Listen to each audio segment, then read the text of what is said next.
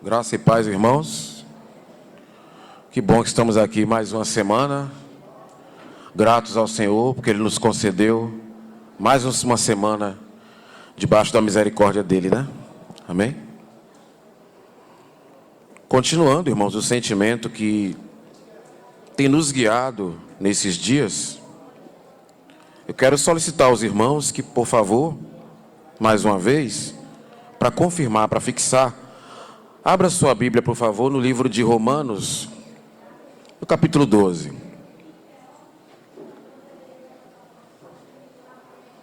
Romanos, capítulo 12, no verso 2, por favor, me acompanhe.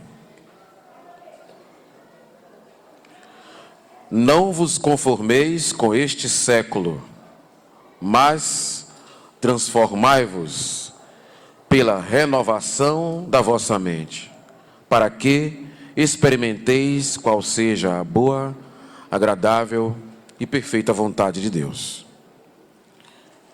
E um texto no Velho Testamento que confirma essa passagem, que é Isaías 55:8.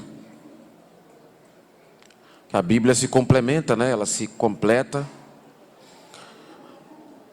Isaías 55:8, que diz: porque os meus pensamentos não são os vossos pensamentos, nem os vossos caminhos, os meus caminhos, diz o Senhor. Porque assim como os céus são mais altos do que a terra, assim os meus caminhos são mais altos do que os vossos caminhos, e os meus pensamentos mais altos do que os vossos pensamentos. Para que nós experimentemos a boa, perfeita e agradável de Deus, vontade de Deus, a boa, perfeita e agradável vontade de Deus, irmãos, só tem uma forma: com a mente transformada. É o que diz lá o livro de Romanos. E transformar a mente para quê? Para ter a mente de Cristo. Só quem tem a mente de Cristo pode experimentar a vontade de Deus e considerar ela como boa, perfeita e agradável. Se você não tiver a a mente de Cristo, se você não tiver a mente de Cristo, você não vai considerar a vontade de Deus como boa, perfeita e agradável. Muito pelo contrário, você vai reclamar. Quando a gente tem a mente de Cristo, irmãos, a vontade de Deus é como um óleo sobre nós, um óleo perfumado. Não importa qual seja ela. E para fazer a vontade de Deus, nós queremos muitas vezes, irmãos, fazer tudo certinho, não é? Queremos fazer tudo certinho, queremos andar com a nossa vida toda íntegra perante Deus. E a pergunta é: isso é errado? Não. Nós temos que realmente ser santos como Ele é santo. E essa realmente é a nossa intenção. Nós temos que ter essa intenção de querer fazer tudo certo perante Deus, o quanto nós conseguirmos, né?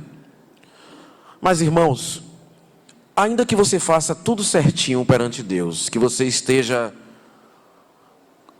andando com o Senhor, congregando, você esteja no seu trabalho, se comportando da forma como um servo de Deus, você esteja na escola como jovem, se comportando como um servo de Deus, na faculdade, na rua perante a vizinhança, no lugar onde você for, ainda que você esteja no seu casamento, se comportando, procurando fazer tudo de acordo com o Senhor. E que melhor, né, irmão? Você esteja orando, lendo a palavra, congregando, enfim, fazendo tudo certo diante do Senhor. Será que se você faz tudo certinho, se um servo de Deus, ele faz tudo certinho perante o Senhor, ele tem levado uma vida ilibada, uma vida idônea, uma vida correta perante o Senhor, qual será a vontade de Deus para esse irmão ou para essa irmã? Irmãos, me acompanhe, por favor, no livro de Jó. Jó foi um homem, irmãos, que fazia tudo certinho. Pelo menos ao nosso ponto de vista. E se esse homem fazia tudo certo perante Deus, qual foi a vontade do Senhor para ele? E se você faz tudo certo perante Deus, tudo certinho, tudo nos conformes, será que não tem nada em seu coração que precise de correção?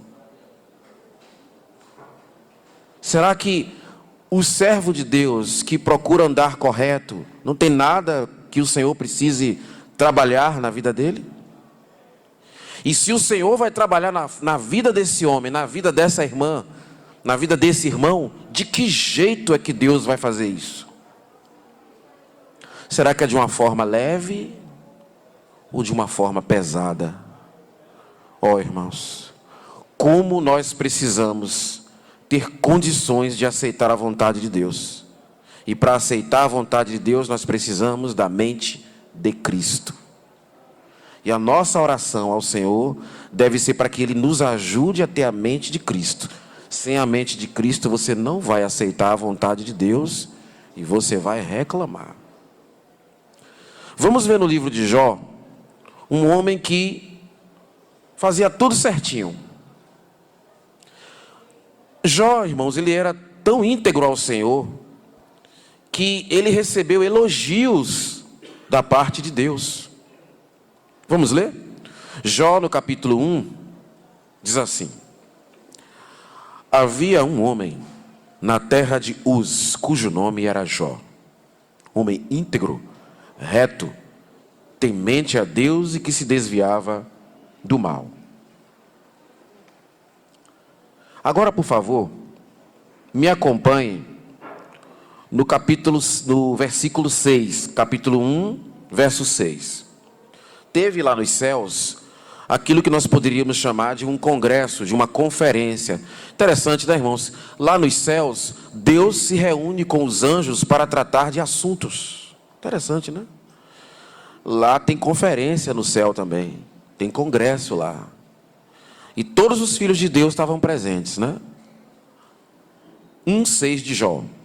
Num dia em que os filhos de Deus vieram apresentar-se perante o Senhor, veio também entre eles Satanás. Olha, Satanás foi para a conferência, né? Foi para lá. Verso 7. Então perguntou o Senhor a Satanás: de onde vens? Satanás respondeu ao Senhor e disse: de rodear a terra e passear por ela. Perguntou ainda ao Senhor a Satanás: observaste o meu servo Jó? Porque ninguém há na terra semelhante a ele, homem íntegro, reto, temente a Deus e que se desvia do mal. Jó recebeu elogios de Deus publicamente, perante toda a Assembleia Universal dos Anjos. Oh, irmãos, receber um elogio desse da parte do Senhor, quão gratificante, né? Bom, o que nós imaginaríamos é que, em função da vida de Jó, ele deveria ser poupado por Deus de muitos infortúnios, de muitos problemas. E às vezes, irmãos, nós temos em nosso coração esse sentimento: se eu estou andando certo, se eu estou fazendo tudo certinho, ora, conclusão lógica, Deus vai me poupar de muita coisa. Mas, por favor, irmãos, fique aí com o livro de Jó, seguro, marcado aí, e vá, por favor, para Romanos 8:32. Me acompanhe, por favor. Romanos 8:32.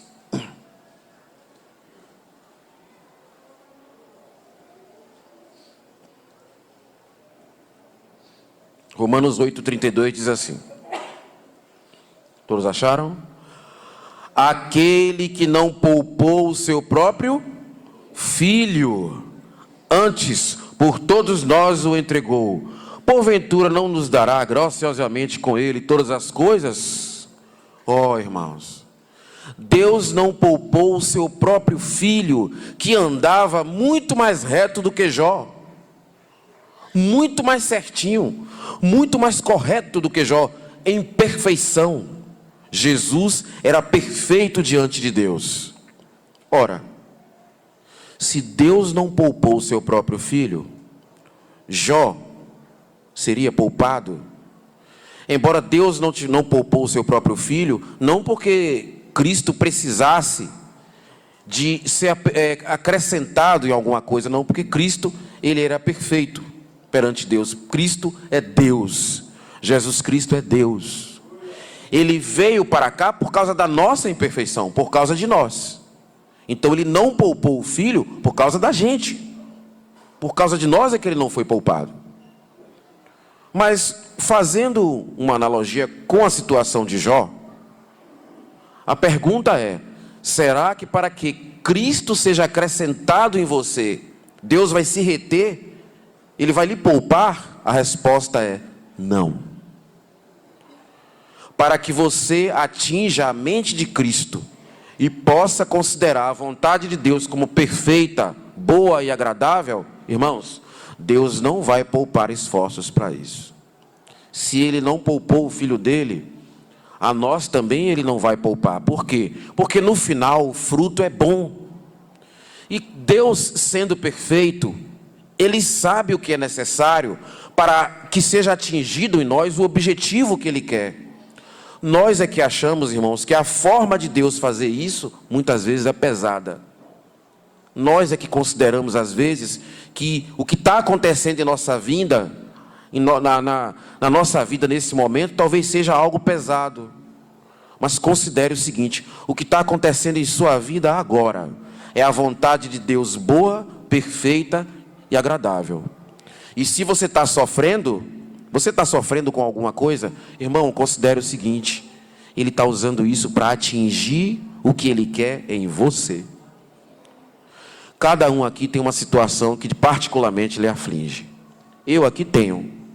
Todos nós temos alguma coisa lá que está afligindo, que está doendo, alguma coisa que está angustiando, que nós queremos que seja resolvido. Cada um de nós tem uma situação. E talvez isso esteja se arrastando por anos. A pergunta que nós fazemos é: quando essa situação será aliviada? Ó Senhor Deus, quando sobre mim essa situação será resolvida? Quando é que eu vou estar livrado dessa situação? E os anos talvez, irmãos, estejam passando e o alívio ainda não veio. Por que não veio? Porque tem alguma coisa ainda que Deus precisa atingir em seu coração. E o tempo ainda não foi suficiente para que a purificação, a limpeza que Ele quer fazer no seu coração seja atingida. A vontade dEle é boa, perfeita e agradável. E se ainda o assunto ainda está quente, se o assunto ainda não está resolvido, é porque o Senhor considera que ainda precisa de um pouco mais de tempo. E nós temos que apenas nos submeter. O elogio que foi dado por Deus a Jó poderia nos dar essa impressão seguinte: bom, já que Jó foi elogiado por Deus, ele deveria ser poupado de muitos infortúnios, de muitas coisas. Mas a pergunta é: o que é que havia no coração de Jó que ainda precisava ser atingido por Deus, para que Jó considerasse a vontade de Deus como boa, perfeita e agradável? Vamos voltar, por favor, lá para o livro de Jó. Agora vamos ver a vontade de Deus para Jó. Oh, meus irmãos, parece muito pesado o que a gente vai ler aqui. E eu digo aos irmãos, eu não tenho graça para suportar uma situação como essa, né? Acho que muitos de nós não temos aqui. Mas vamos ver, irmãos, aqui a boa, perfeita e agradável vontade de Deus na vida desse homem. Lá no versículo 10, olha só, depois do elogio que Jó recebeu, o que foi que Satanás respondeu a Deus? Olha só. Verso 10 do capítulo 1 de Jó. Acaso não o cercastes com um muro? Ou algumas traduções dizem uma sebe. Não cercastes com um muro a ele e sua casa e tudo quanto tem? A obra de suas mãos abençoaste, e os seus bens se multiplicam na terra. Estende, porém, a tua mão e toca-lhe em tudo quanto tem, e verás se não blasfema contra ti na tua face. O diabo estava com sede de Jó. E a Bíblia diz que ele tem uma tradução que fala o seguinte, que Deus diz assim a Satanás: você fixou o seu coração em meu servo Jó, não foi? Interessante, irmãos. Quando você procura fazer tudo certo perante Deus, o diabo fica prestando atenção. Se você está procurando andar correto diante de Deus, no trabalho, na escola, na faculdade, perante a vizinhança, com seu esposo, com sua esposa, com seus familiares, se você procura andar correto perante Deus, o inimigo ele fica prestando atenção. E ele se fixa em você.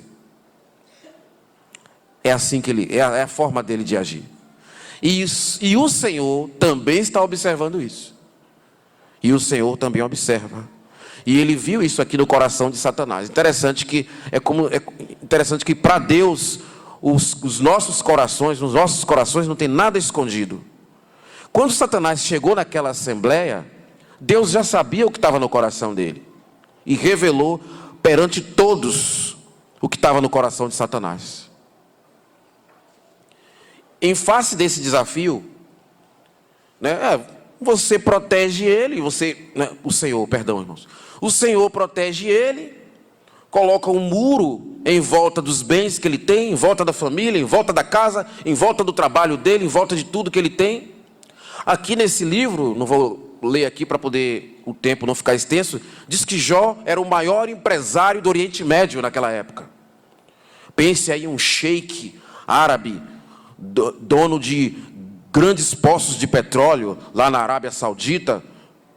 Então imagine, que a riqueza lá do Oriente Médio agora é o petróleo.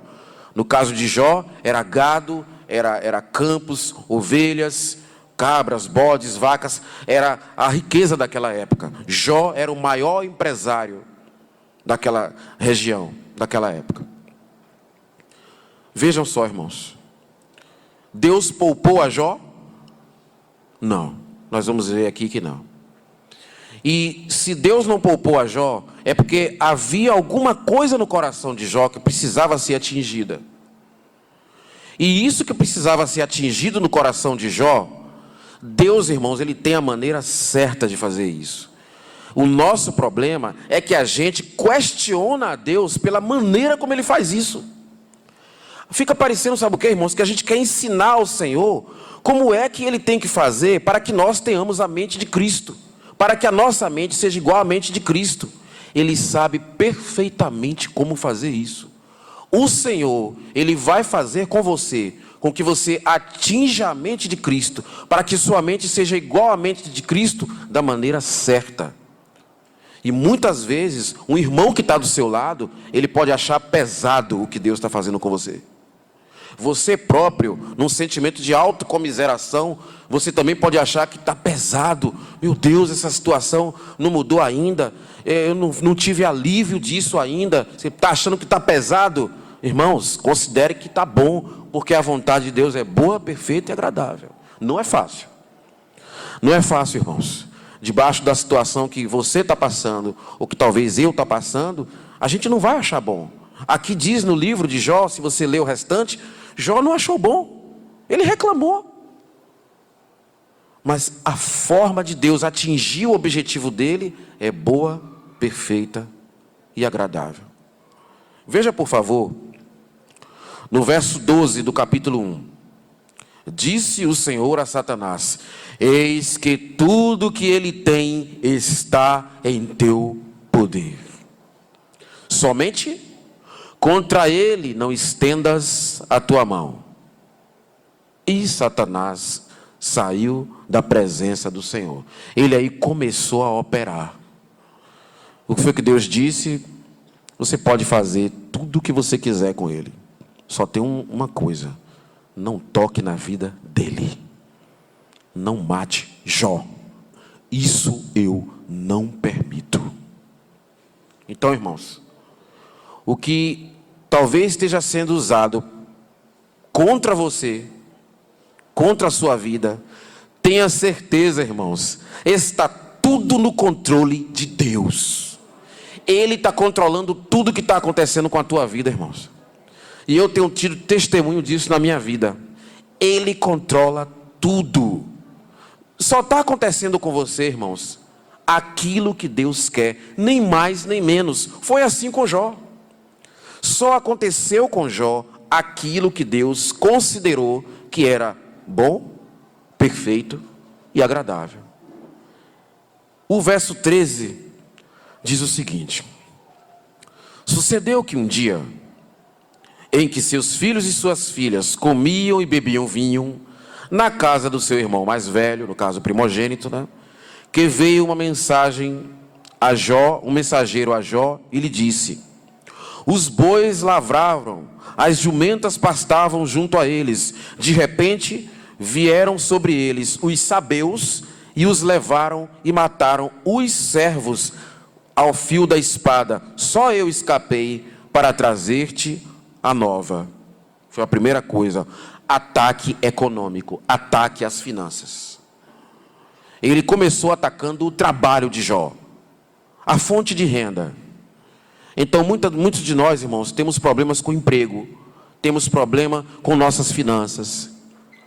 E nesse caso, pode sim ser um ataque maligno para desestabilizar o servo de Deus. Então, ele começou logo atacando o trabalho de Jó, as finanças. 16. A pergunta é: precisou chegar outro dia? Demorou algum tempo? Não, irmão, no mesmo dia, olha o que aconteceu. Verso 16. Falava este ainda. Ora, não tinha nem terminado de falar o primeiro servo. Ele veio correndo, cansado, falou para Jó: aconteceu isso, as ovelhas foram exterminadas, o gado. Enquanto este ainda falava, veja só. Enquanto este ainda falava, veio outro servo e disse: fogo de Deus caiu do céu e queimou as ovelhas, os servos e os consumiu. Só eu escapei para trazer-te a nova. 17, ó.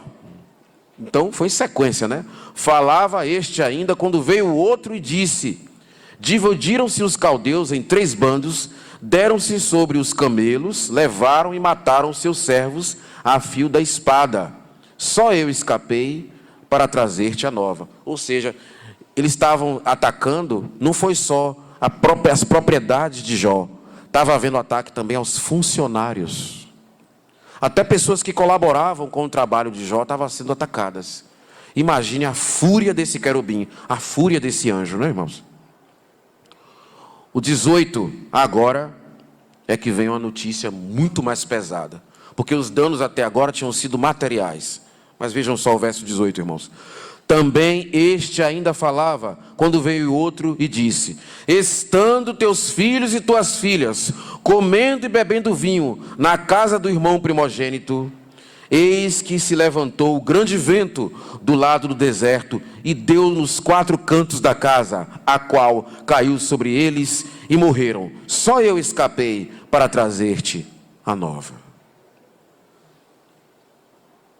Ó Senhor. Verso 20. Então Jó se levantou, rasgou o manto, raspou a cabeça, lançou-se em terra e adorou. E disse: nu saí do ventre da minha mãe, e nu voltarei. O Senhor o deu e o Senhor tomou. Bendito seja o nome do Senhor. Em tudo isto, Jó não pecou, nem atribuiu a Deus falta alguma. Ó, irmãos, ele aceitou até aqui a vontade de Deus, apesar de toda a tragédia. Irmãos, você considera pesado o que aconteceu com Jó, não é? Eu acho que foi pesado. Para mim foi pesado. Eu não consigo ver, irmãos, ninguém que leia esse livro aqui e não considere pesado isso. Perder a empresa num só dia, toda a base econômica, tudo aquilo que ele havia acumulado de fortuna em termos de casas, em termos de propriedades, ou digamos dinheiro no banco, perder tudo. E enquanto ainda ele estava ouvindo a notícia de que tinha perdido, perdeu os 10 filhos de uma vez só. Muito pesado isso, né, irmãos? Por favor, irmãos, abram suas Bíblias no livro de 1 de Coríntios, no capítulo 10. Fique aí com o livro de Jó marcado, por favor. 10, 13 de Coríntios, 1 Coríntios, por favor. Irmãos, só aconteceu isso com Jó, irmãos, porque Deus sabia o quanto Jó podia suportar. 10, 13 de 1 Coríntios. Não vos sobreveio tentação que não fosse humana, mas Deus é fiel e não permitirás que sejam tentados além do que possais suportar. Pelo contrário, juntamente com a tentação, vos proverá livramento de sorte que a possais suportar. Se não aconteceu com você o que aconteceu com Jó, é porque você não suporta. Se não aconteceu comigo algumas coisas, é porque o Senhor sabe meu coração, Ele sabe que eu não aguento. Irmãos, se isso aqui aconteceu com Jó, é porque Deus sabia que ele podia suportar. O que é que está acontecendo em sua vida agora, irmãos? Não precisa dizer, diga para você mesmo. O que é que está acontecendo com você agora que está pesando, está te angustiando? Mas é o que você pode suportar. Pode ter certeza disso, irmãos. E como a gente viu lá, Satanás, eu acho que ele teve vontade, sede, de tocar na vida de Jó. E quando Deus leu isso no coração de Satanás, ele disse, a vida dele você não tira não, viu? Você só vai até aqui. Demonstrando o seguinte, irmãos, em toda atividade demoníaca e satânica na terra, Deus tem o controle. Ele não tem deixado Satanás fazer nada daquilo além do que Deus permite. Você só vai até aqui. E assim tem sido a vida desse anjo desde que ele desencaminhou nossos primeiros pais. O que você imaginar aí na sua mente que aconteceu, só aconteceu por permissão de Deus e debaixo do controle dele. Então, por exemplo, um fato que para nós é horroroso de lembrar: as bombas atômicas sobre as duas cidades japonesas de Hiroshima e Nagasaki, no ano de 1945. Duas bombas lançadas lá por aviões norte-americanos. A matança foi tremenda, a devastação foi terrível naquelas cidades. Mas ali Deus permitiu, foi até a permissão dele. Hoje a humanidade, ela tem capacidade de se destruir com bombas atômicas 12 vezes. Os irmãos sabiam disso? O estoque de armas atômicas que as potências mundiais, os países ricos têm a capacidade, essas ogivas nucleares, de destruir a raça humana e a vida no planeta 12 vezes. 1, 2, 3, 4, 5, 6, 7, 12 vezes.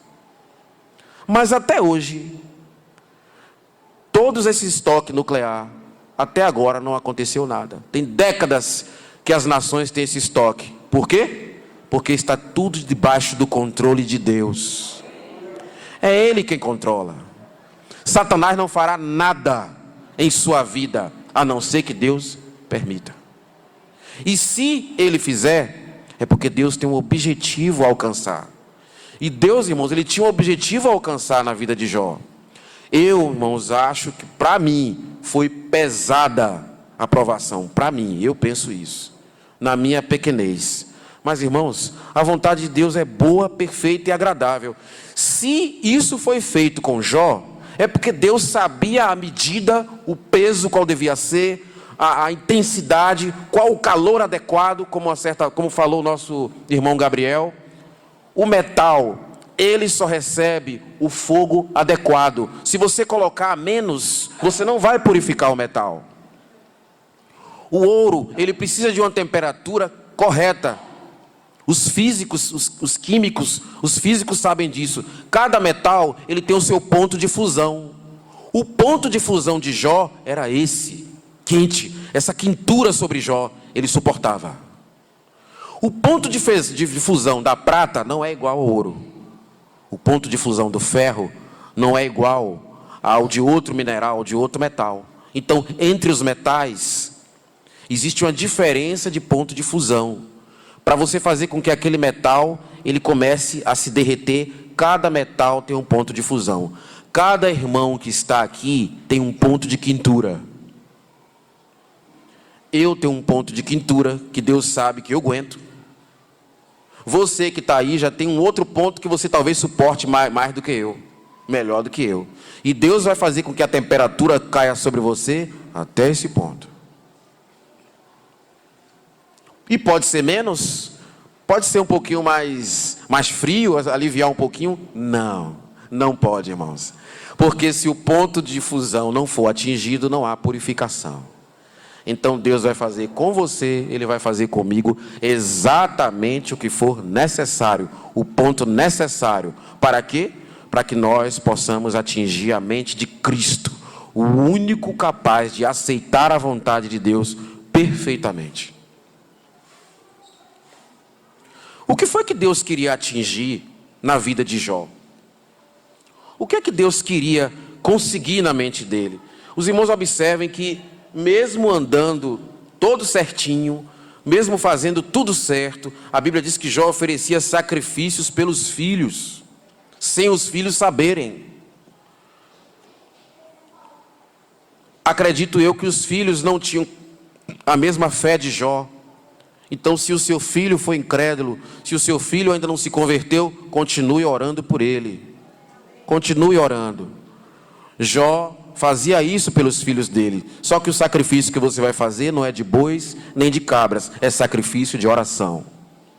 Continue orando pelo seu parente.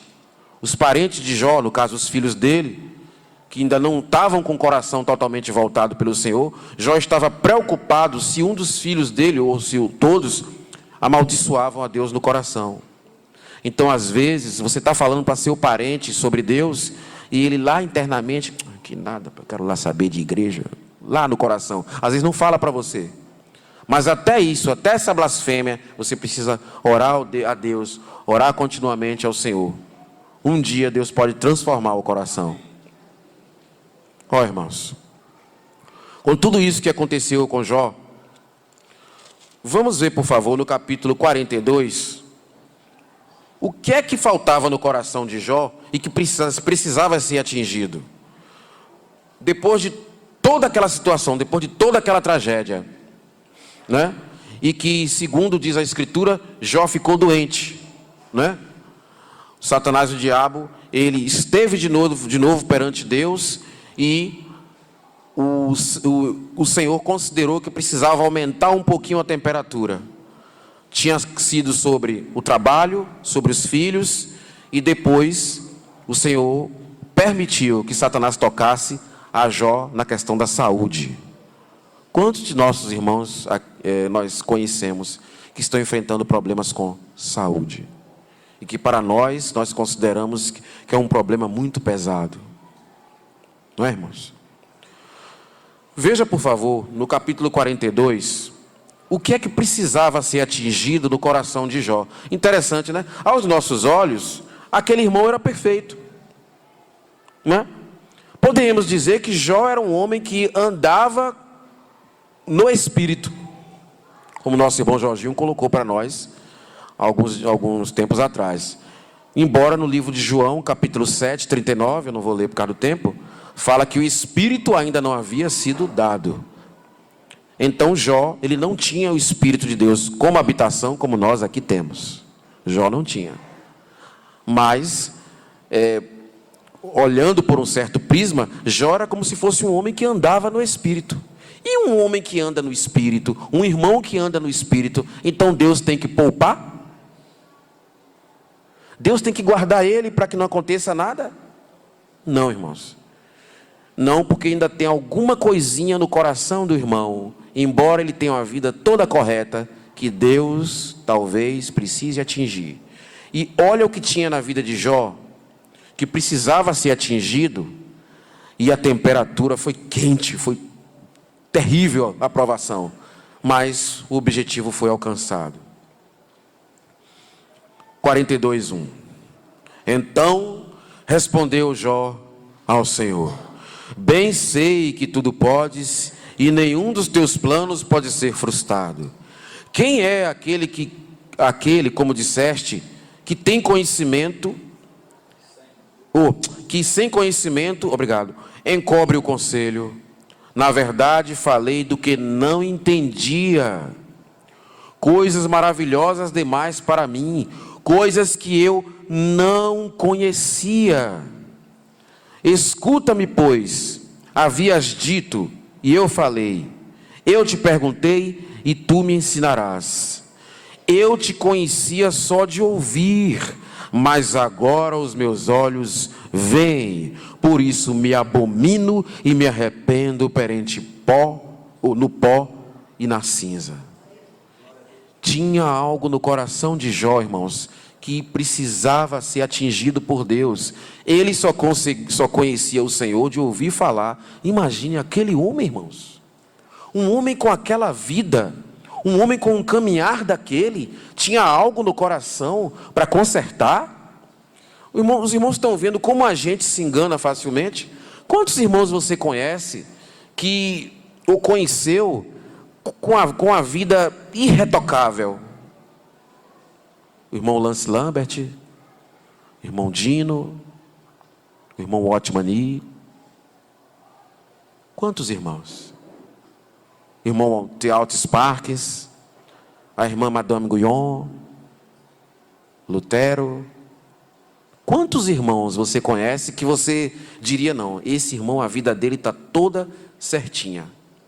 E aí, de repente, você vê acontecendo na vida do irmão tragédias, coisas complicadas acontecendo na vida do irmão. Olhe, tem alguma coisa no coração daquele irmão que o Senhor está atingindo e que o Senhor está tocando. E se a temperatura está quente sobre aquele irmão, é o que ele pode suportar. O que é que nós podemos fazer? Apenas orar para que aquele irmão atinja a mente de Cristo. Orar para que aquela irmã suporte, que o objetivo vai ser alcançado. E com certeza, irmãos, eu tenho certeza absoluta que o que Deus fez na vida de Jó foi perfeito. Será que Deus exagerou com Jó? Não, irmãos, Deus não exagerou, não. A vontade de Deus é perfeita. O que Deus fez com Jó foi bom. O que Deus fez com Jó foi agradável. Nada do que está acontecendo com a sua vida é mais nem menos do que o que Deus acha que é necessário. E o que está acontecendo comigo também. Né? Minha esposa está ali, ela testemunha disso. Nada que está acontecendo na vida da gente, viu, mulher? Nada que está acontecendo em nossa vida é mais ou menos do que Deus quer para a gente. É isso aí que tem que ser. E a temperatura está boa, viu? A temperatura é essa mesmo, tem que ser isso aí. Louvado seja Deus, irmãos, pelo que sobrevém a nós. Louvado seja o Senhor. É para nosso coração. E foi atingido o objetivo. Jó cresceu. Jó aumentou em mente de Cristo. No sentido de chegar à mente de Cristo. E o Senhor vai mover céus e terra para atingir o objetivo dele em você. Fazer com que você atinja a imagem e semelhança de Deus. Fazer com que eu atinja a imagem e semelhança de Deus. Esse é o propósito. Esse é o objetivo. Então, quando você lê o livro de Jó, claro, fique com pena. Você sinta em seu coração, claro, é humano, nós somos humanos. Mas nunca diga que foi demais, que foi excessivo, mas meu Deus, o que é isso? Tinha que ser assim. Não, foi perfeito. Eu agora só leio o livro de Jó assim. Toda vez que eu leio esse livro, irmãos, eu repreendo meu coração e digo, não, Senhor, foi perfeito. Tinha que ser até aqui, era para chegar até aqui, era. E o homem aguentava? Aguentava. Deus fez o que ele suportava. Se outro irmão está sofrendo de alguma coisa que eu não estou, e a gente está vendo aquele irmão sofrendo, e ele está aguentando, irmãos, é porque Deus sabe que o nosso irmão pode suportar. Nós não vamos citar aqui, mas nós sabemos de um irmão aqui em nossa assembleia, que nós todos sentimos o sofrimento desse irmão. Nós todos nos condoemos, irmãos, com o que está acontecendo com esse nosso irmão. Nós sentimos. Mas toda vez que eu ouço falar sobre a jornada desse nosso irmão, eu respondo para mim mesmo, não. É a boa, perfeita e agradável vontade de Deus. Não. Nada mais nem nada menos. E se Deus está deixando que essa situação aconteça, é porque Deus sabe que o nosso irmão pode suportar. A vontade de Deus, irmãos, ela ocorre em nossa vida também em função de nossas escolhas. Deus, ele tem o objetivo dele para com você. Ele tem o propósito dele para atingir na sua vida. Mas escolhas que você faz, coisas que você decidiu fazer, também vão atingir a nossa vida, claro, atinge. E a vontade de Deus, ela ocorre também em função disso. Ou seja, Deus, ele é um cavalheiro, Deus é cordial e ele é profundamente educado. E ao longo da sua vida, mesmo o Senhor, ele tendo o objetivo de fazer com que você atinja a mente de Cristo, no percurso você pode tomar algumas decisões um tanto estabanadas. E mesmo assim, o Senhor, ele não vai fugir do objetivo dele em relação a você. Mas a escolha que você fez, Deus vai ter que agir também de acordo com elas. Porque ele respeita a nossa individualidade. Ele respeita a nossa forma de pensar. Interessante que na semana passada, eu estava vendo sobre Ananias, né? Que Ananias, ele questionou a Deus a respeito da conversão de Paulo e que ele ia ter que ir à casa onde Paulo estava, né? E tudo. Mas, e reparem, irmãos, que esse questionamento, o Senhor, ele não exterminou Ananias. Reparou? Como o nosso Senhor é educado, né? Um simples pó que somos nós, como Ananias, chegar para Deus e dizer, olhe, Senhor, eu sei as coisas que aquele homem está fazendo, viu? Aquele homem fez, aconteceu e tal. E o Senhor dialogando ali com Ananias e ainda disse assim, vá, continue, eu quero que você vá. Ou seja, Deus, ele não tirou de Ananias esse privilégio de ir fazer o trabalho na vida de Paulo. Mesmo Ananias tendo um questionamento, Deus respeitou. Isso que eu acho lindo, irmãos, no nosso Senhor. Vejam como é a mente de Deus, né? Com Jonas foi a mesma coisa. Jonas relutou, mas Deus disse assim, não, ainda quero que ele vá fazer. Já reparou como Deus não desiste de você? Deus não desistiu de Ananias. Deus não desistiu de Jonas. Apesar de Jonas ter feito aquela viagem no sentido contrário da vontade de Deus. O que é que o Senhor poderia fazer? Não, eu não quero mais você, eu vou levantar outro. Mas é interessante, né? Que o Senhor, ele disse, não, eu ainda quero que Jonas faça isso. É porque na vontade perfeita, boa e agradável de Deus, ele sabia que Jonas era o homem certo para ir a Nínive, apesar de ele ter questionamentos no coração dele. Ananias era o homem perfeito para ir a Paulo fazer aquele serviço relacionado com a conversão, mesmo Ananias tendo questionado o Senhor. Então, Deus nos respeita, ele respeita a nossa individualidade, mas ele sabe o valor que nós temos. Então, se era Jonas que tinha que ir, tinha que ser Jonas. Se era Ananias, tinha que ser Ananias. Oh, que bom que Deus reconhece que apesar de nós sermos tão miseráveis, Senhor, né? Ele nos escolhe para fazer a obra dele, né? Apesar de que nós somos. No livro de Lucas, irmãos, nós temos aqui o exemplo, tipologicamente falando, de dois servos de Deus, né? Aqui nesse livro de Lucas, na parábola do filho pródigo, cada um de nós deve enxergar a si mesmo. A gente tem que se enxergar aqui, né? Aqui não é um caso isolado, a gente não pode dizer que isso aqui é com os outros, isso aqui é com a gente. No capítulo 15 de Lucas, veja só o que é que diz no verso 11. Certo homem, Lucas 15, 11. Certo homem tinha 2 filhos. O mais moço deles disse ao pai: Pai, dá-me a parte dos bens que me cabe. E ele lhes repartiu os haveres. Passados não muitos anos, o filho mais moço, ajuntando tudo que era do seu pai, partiu para uma terra distante e lá dissipou todos os seus bens, vivendo dissolutamente. Até aqui. Irmãos, às vezes a gente diz que isso aqui foi só com o filho pródigo, né? A palavra pródigo no dicionário significa gastador, perdulário. Que o dinheiro que chega na mão ele não está nem aí, não poupa, não se preocupa com o futuro, gasta mesmo. Que ele bota o olho, foi no shopping, foi na loja, achou o vestido bonito, achou a calça bonita, compra mesmo. Depois é que ele vai ver se vai dar para pagar ou não. O filho gastador, o filho pródigo. Interessante, irmãos, que essa atitude dele muitas vezes é tomada por nós. Sabe de que forma? Pode acontecer que uma determinada irmã veja no mundo um homem e queira se casar com ele.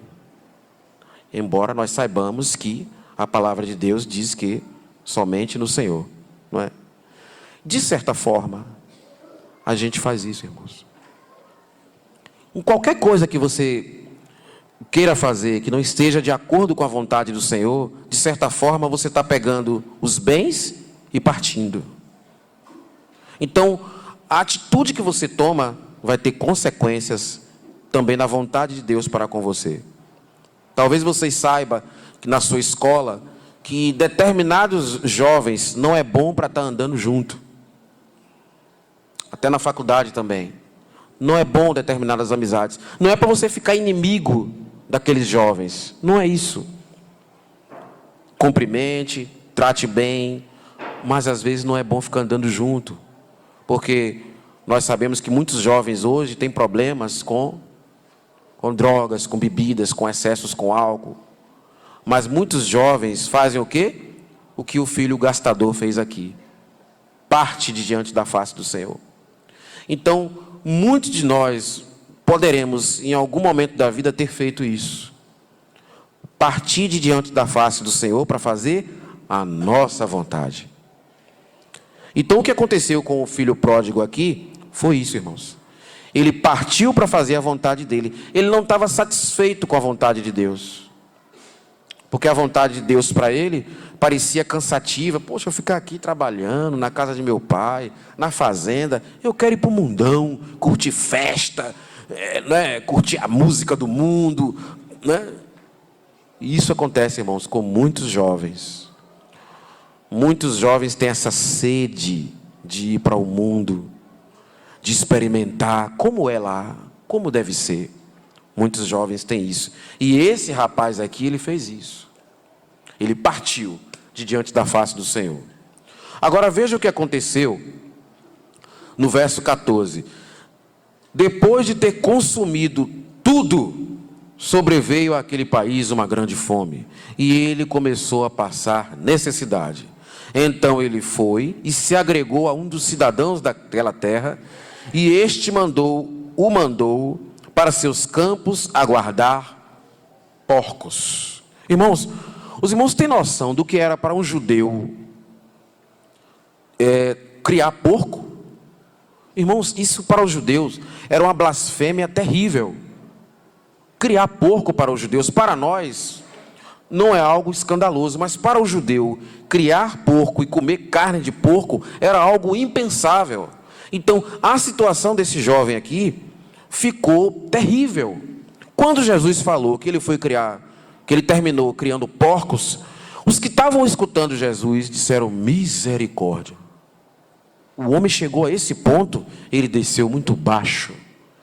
Imagine, irmãos, que a situação de um servo de Deus chegasse a ser tão terrível que ele precisasse trabalhar num terreiro,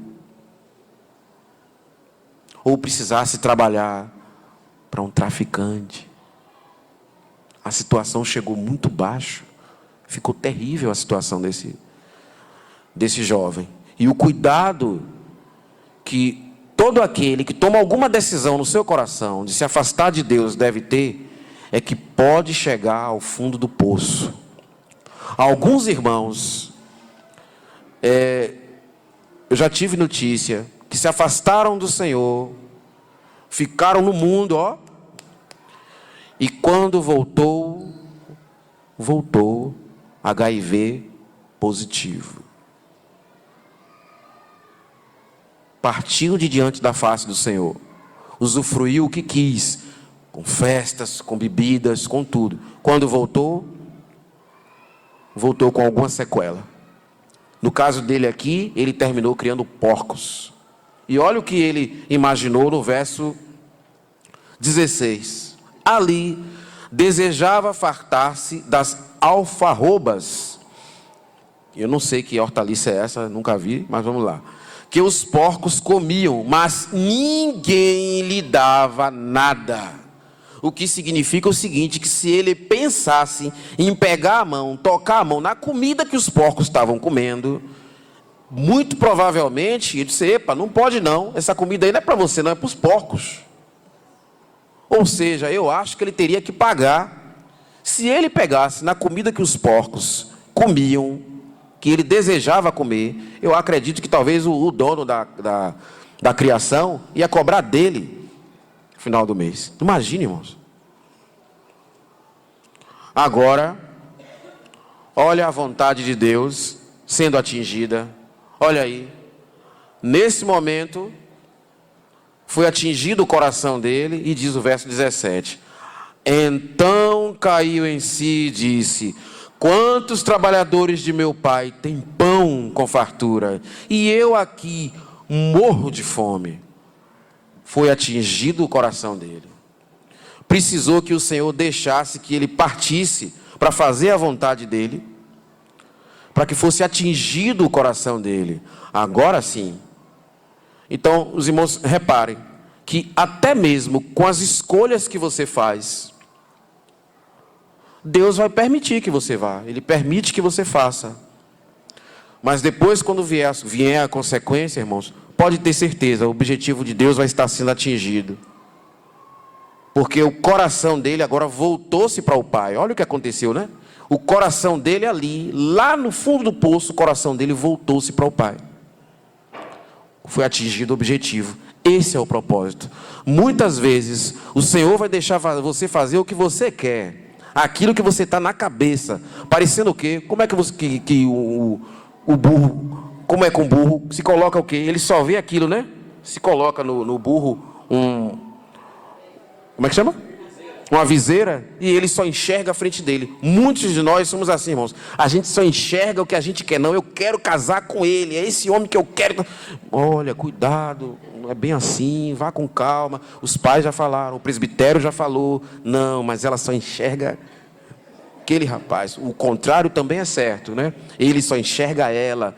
Olha, cuidado, essa menina não está firme no Senhor. Ela não está, vá devagar, ora mais, vamos orar. Não, mas ele só enxerga aquilo. Olha, esse trabalho não presta, esse trabalho não é bom. Cuidado com esse tipo de trabalho. Mas muitas vezes a gente quer. E aí, meu irmão, só enxerga o que está na frente. Foi o caso aqui do filho gastador. O caso do filho pródigo foi esse. E nesse coração que a gente tem, o Senhor, Ele vai permitir. Ele permite, Ele disse: por quê? Porque o Senhor, Ele é cordial, Ele é cavalheiro, e Ele é educado conosco. E Deus é muito respeitoso. E no respeito que Ele tem por cada um de nós, o respeito que Ele tem pela nossa pessoa, Ele vê o seguinte: bom, não vai adiantar. Se travar, não vai dar. Então, às vezes, é melhor permitir. Porque não tinha outro jeito, irmãos. A gente aqui ia querer poupar o filho pródigo, não é? Você não tem vontade de poupar seu filho? Para que ele não passe por certas coisas? Mas a mente de Deus é diferente da nossa. Os pensamentos dele são mais altos que os nossos. Enquanto a gente quer poupar, enquanto a gente quer guardar, enquanto a gente quer preservar, Deus, de lá de cima, na sua soberania e na sua sabedoria, Ele está vendo: olha, não tem outro jeito. Se você não deixar o menino passar por isso, não vai adiantar. Mas nosso coração não é assim. A gente quer preservar de toda forma. Mas Deus, em sua sabedoria, Ele sabia que tinha que deixar o rapaz passar por aquilo. O pai, né, na sua sabedoria, tem que deixar, não adianta. Se segurar, ele não vai aprender. E Deus sabe fazer isso, meus irmãos, melhor do que nós. A gente não sabe, né? Então, nós também não podemos ser como Deus. Nós não somos Deus, não somos Deus. Na verdade, o nosso propósito é guardar nossos filhos. Porque eu não tenho filhos, né? Mas imagino, o propósito é guardar, é preservar, é segurar, é proteger. Mas imagine, irmãos, eu fico imaginando que com milênios de sofrimentos da espécie humana, todos esses séculos de sofrimento, tudo que tem acontecido com a humanidade de ruim, que você assiste na TV, que você lê nos jornais, e muitas vezes você diz assim: meu Deus, está demais. E aí vem a repreensão do Espírito em meu coração, disse: não, na vontade de Deus, o ponto é esse aí. Então Deus tinha que permitir que a humanidade fizesse o que queria no seu coração. Ele tinha que permitir. Por quê? Para atingir o fruto. O fruto final é que é bom. Então foi isso que aconteceu aqui. Veja no verso aqui 19 ou 18.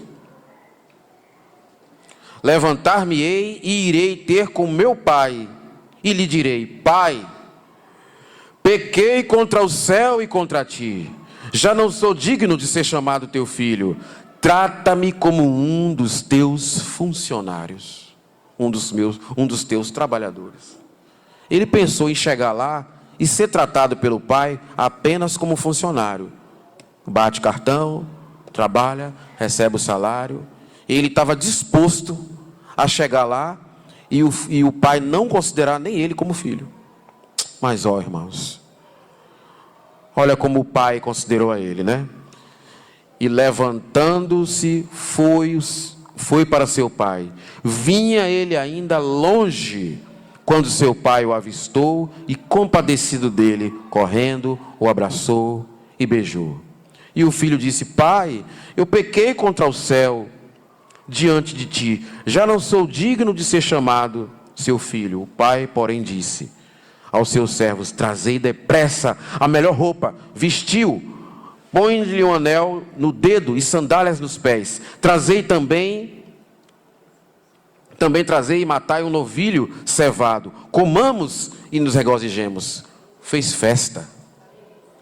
Por quê? Porque foi atingido o objetivo de Deus. O coração dele se voltou para o Pai.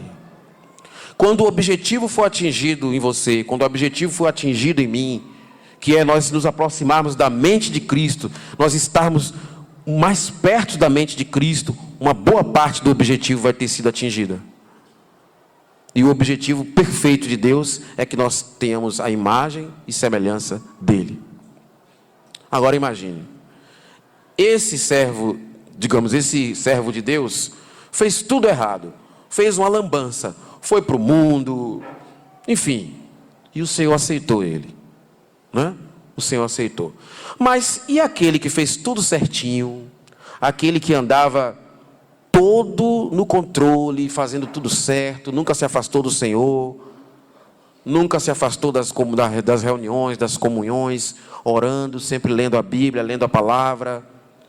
Esse irmão, essa pessoa, você pode considerar que Não tem nada no coração dele que não precisa ser atingido, nada no coração dele que não precisa ser corrigido.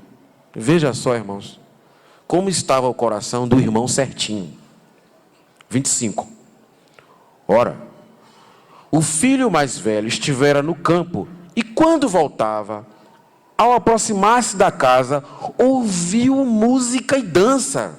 Eu digo, que é isso? 26. Chamou um dos criados e perguntou-lhe, o que é aquilo? E ele informou, veio teu irmão, teu pai mandou matar o novilho cevado, porque o recuperou com saúde. 28. Ele se indignou e não queria entrar. Ele não entrou na casa não. Saindo, porém, o pai procurava conciliá-lo. Não quis entrar para a festa não. 29. Mas ele respondeu ao seu pai, há tantos anos que te sirvo, sem jamais transgredir uma ordem tua. Olha como é nosso pensamento, está vendo, irmãos? Nunca me deste um cabrito sequer para alegrar-me com os meus amigos. Vindo, porém, esse teu filho, interessante, ele não falou meu irmão, né? Vindo, porém, esse teu filho, que desperdiçou os teus bens, com meretrizes, tu mandaste matar para ele um novilho cevado. Então lhe respondeu o pai, meu filho, tu sempre estás comigo, tudo que é meu é teu. Entretanto, era preciso que nos regozijássemos e nos alegrássemos, porque o teu irmão estava morto e reviveu, estava perdido e foi achado. Ó irmãos, o coração daquele que estava todo certinho, também tinha, como o irmão Décio fala, um negocinho para ser consertado. Tinha uma coisinha. Então, tanto aquele irmão que vai para o mundo, faz uma lambança, cai na gandaia, está lá bebendo, curtindo com mulher, tanto o irmão ou irmã, tanto o irmão ou irmã que vai para o mundo, precisa que o coração dele seja atingido, como aquele irmão que você conhece, que está certinho, congregando, andando correto, esse também precisa, na perfeita, boa e agradável vontade de Deus, ser consertado alguma coisa. E isso aconteceu aqui. Como nós podemos ver que não tem exceção no povo de Deus. Então repare que todos nós, irmãos, temos alguma coisa em nosso coração que precisa ser atingida. Então aqui tem, creio eu, o protótipo de um irmão que entrou na devassidão e um irmão que andava totalmente certo. Um irmão que andava certinho. O filho mais velho, ele talvez fosse como Jó. Andava certo, andava na linha. Mas imagine, irmãos, se Jó, elogiado por Deus, tinha algo no seu coração que precisava ser consertado, imagine o filho mais moço. Imagine eu, imagine você. Quanta coisa em nosso coração Deus vai precisar consertar.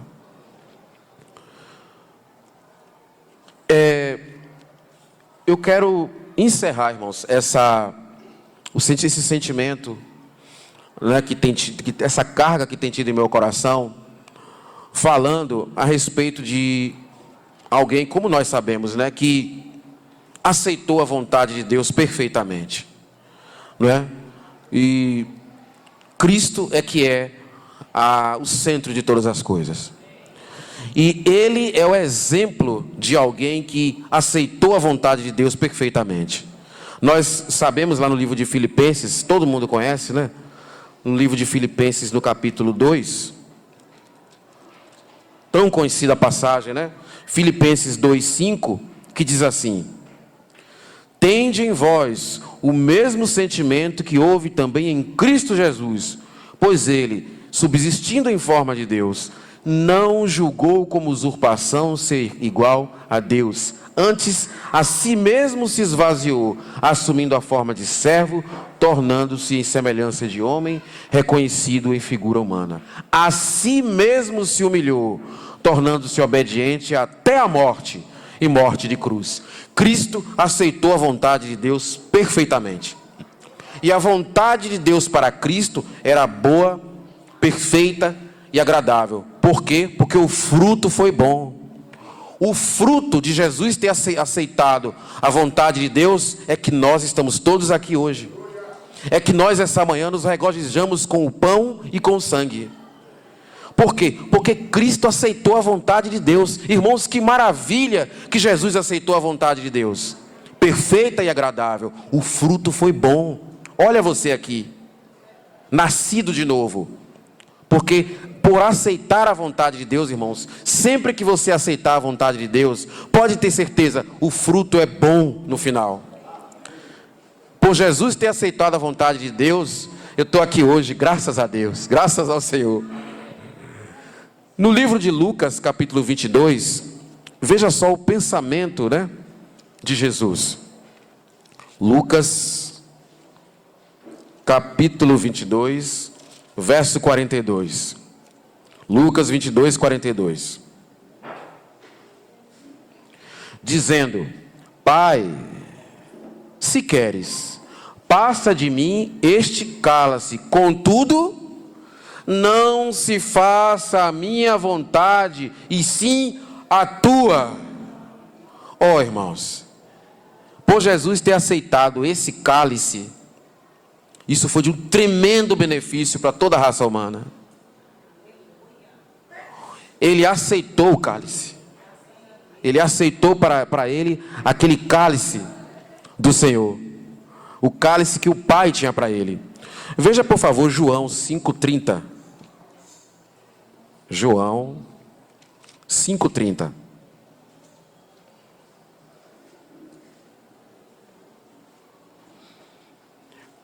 Eu nada posso fazer de mim mesmo, na forma, porque eu ouço, julgo, o meu juízo é justo, porque não procuro a minha própria vontade, e sim a daquele que me enviou. Jesus não procurava a vontade dele. Sabe qual seria a vontade, digamos, de Jesus, se ele não tivesse a mesma mente do Pai? Eu vou morrer por eles nada. Eu não tenho culpa do que eles fizeram. Foram eles que erraram. Foi Adão que errou, então o problema deles, deixa lá. Essa não era a mente de Cristo. A vontade do Pai era resgatar e salvar toda a raça humana. Era isso que estava no coração de Deus, quando Adão pecou. E Cristo, o Filho, sabia que o coração do Pai era aquele. E o que foi que ele fez? Ele sintonizou a vontade dele perfeitamente com a vontade do Pai. O sofrimento de nosso Senhor foi terrível, irmãos. Mas pela vontade dele, estar sintonizada com a vontade do Senhor, Cristo sabia que o fruto ia ser bom. Ó, irmãos, como nós precisamos sintonizar a nossa vontade com a vontade de Deus. Não é fácil. Jesus fez isso perfeitamente. Nós temos imensa dificuldade, irmãos, em aceitar a vontade de Deus, como nós temos visto aqui. Por favor, me acompanhe em João 6,38.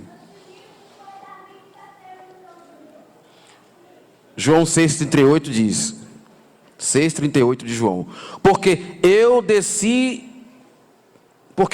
do céu, não para fazer a minha própria vontade, e sim a vontade daquele que me enviou. E a vontade de quem me enviou é esta, que nenhum eu perca de todos os que me deu. Pelo contrário, eu o ressuscitarei no último dia. De fato, a vontade do meu Pai é que todo homem que vir o Filho do Homem e nele crer, tenha a vida eterna, e eu o ressuscite no último dia. Se tem alguém aqui nos visitando, se tem alguém aqui que não conhece ainda o Senhor, se tem alguém aqui que ainda não se converteu a Cristo, perceba que a vontade de Deus para você é que você seja salvo. Essa é a vontade dele. E por Jesus ter se submetido perfeitamente a essa vontade do Pai, o fruto vai ser bom, a salvação. Esse foi o fruto. Agora a pergunta que a gente faz, irmãos, é o seguinte: será que depois que Jesus ressuscitou, foi ascenso aos céus, está ascenso aos céus, está lá no mais alto dos céus, será que Jesus continua se submetendo à vontade do Pai? Vamos ver a resposta das Escrituras? Por favor, abra no livro de 1 de Coríntios. E perceba, irmãos, sobre um evento que vai acontecer no futuro. Capítulo 15 de 1 Coríntios. Esse é um evento que vai acontecer no futuro. Ainda não aconteceu, mas demonstra, irmãos, para nós, que a mente de Cristo ela é imutável. Jesus continua obedecendo ao Pai ontem, hoje e sempre. Veja o livro de 1 de Coríntios, capítulo 15, o verso 24. Me acompanhe, por favor. Olha só, irmãos, como no futuro, Jesus continuará se submetendo à vontade de Deus. 1 de Coríntios 15, 24.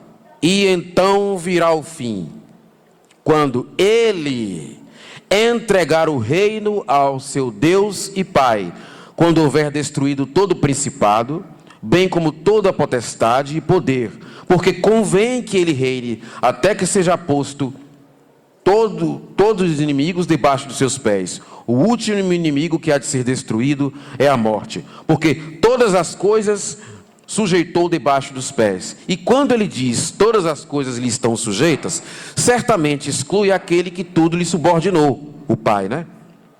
28. Quando, porém, todas as coisas estiverem sujeitas, então o próprio Filho também se sujeitará àquele que todas as coisas lhe sujeitou, para que Deus seja tudo em todos. Oh, irmãos, no futuro próximo, lá no futuro distante, que nós não sabemos ainda, Jesus continuará se submetendo à vontade do Pai. Imagine, Ele vai pegar o reino e entregar ao Pai. Ele não só desceu à terra para fazer a vontade de Deus, que é boa, perfeita e agradável, e morrer por nós, como no futuro ainda continuará submisso ao Pai. Essa, irmãos, deve ser a nossa mente.